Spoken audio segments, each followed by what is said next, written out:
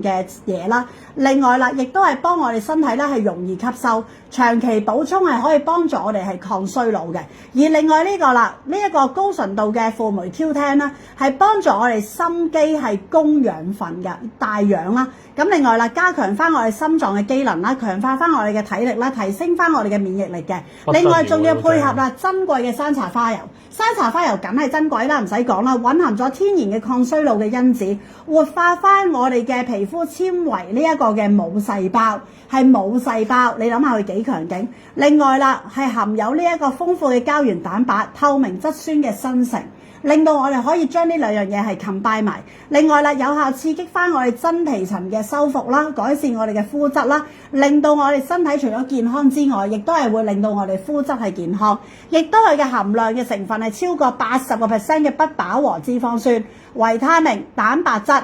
呢一個嘅茶皂素同埋呢一個茶多酚、維生素 E 同埋我哋嘅氨基酸，改善我哋嘅體質。哇！你話佢勁唔勁？全香港唯一係結合咗呢個高純度嘅 Q10，再加埋呢個山茶花籽油。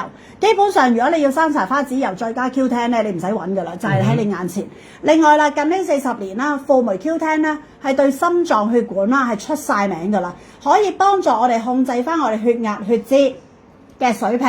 另外改善翻我哋心臟嘅機能，加速翻我哋心臟血管嘅健康，幫我哋係強心護心嘅功效。所以啦，如果平時啦唔好話山茶花油啦，淨係講輔酶 Q10啊，你哋都知道咧，其實有非常非常多嘅功效啦。O 唔 OK？係啊，呢個真係勁。另外仲有可以做到我哋嘅超強嘅抗氧化、抗衰老，因為山茶花籽油入邊咧含有高濃度嘅抗氧化啦，又抗糖啦，又可以抗脂肪啦。另外啦，可以幫我哋增加翻啦入邊，因為佢自帶咗呢個維生素 E 嘅，係比我哋嘅橄欖油咧係高出係2倍嘅，可以幫助我哋啦係抵擋翻自由基傷害我哋肌膚、傷害我哋嘅身體。哇，幾勁啊！你話呢一個，另外仲要有豐富嘅蛋白質嗱，蛋白質好緊要嘅，呢個我留翻俾偉仔講。高效嘅豐富嘅蛋白質同埋有維他命嘅 A、B、D、E 得唔得？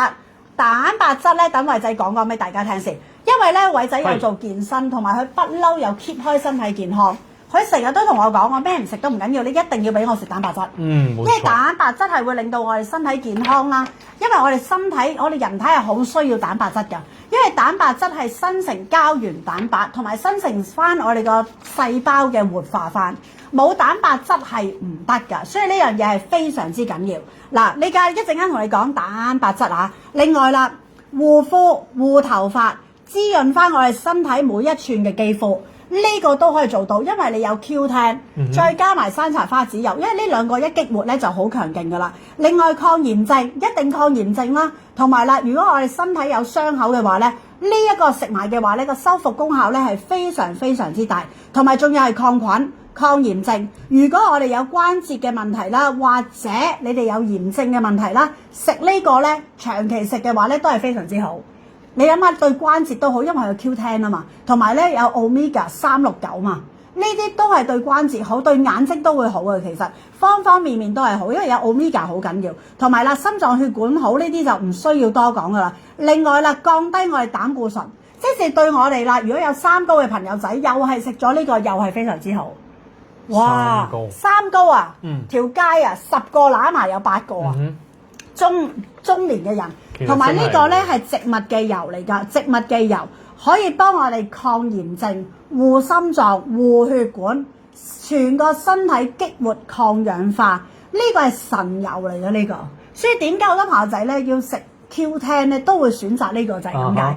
如果你話喂唔係喎，我淨係想單一 Q10嘅，好多品牌都有。但係如果你要食到咧山茶花籽油加 Q10嘅話咧，就係呢個啦。同埋仲要食咗呢個咧係好提神㗎。好多朋友仔咪話食咗嗰啲 NMN 咧，咪會好提神嘅。其實食咗呢個都會嘅，因為呢個係活化你成個身體啊，可以活化你啊。嗱，呢個已經夠活化㗎啦，成個活化呢個都係強教嘅活化，仲要係令到我哋心臟血管啊。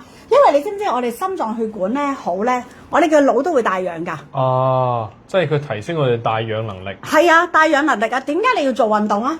就係因為你要心臟血管好，你要帶氧啊嘛。你帶氧，你頭腦先會清醒嘛。你成個傻仔咁樣嘅懵嘅咁樣，係咪先？咪係咯。所以點解話呢個亦都可以增強我哋嘅體能？呢個唔好夜晚食啊。呢個咧供應商同我講，呢個最好係朝頭早食或者中午食。呢個千祈唔好夜晚食，你夜晚食會瞓唔着覺㗎。太激活啦，係啊，即係唔會夜晚食㗎呢個。嗱，咁多樽，早午晚我都唔同你講咁多嘢啦。總之你餐後食就得㗎啦。但係呢一樽一定要夜晚食，唔係一定要朝頭早食或者晏晝食，得唔得？係啦，嗱，特別邊啲人需要食？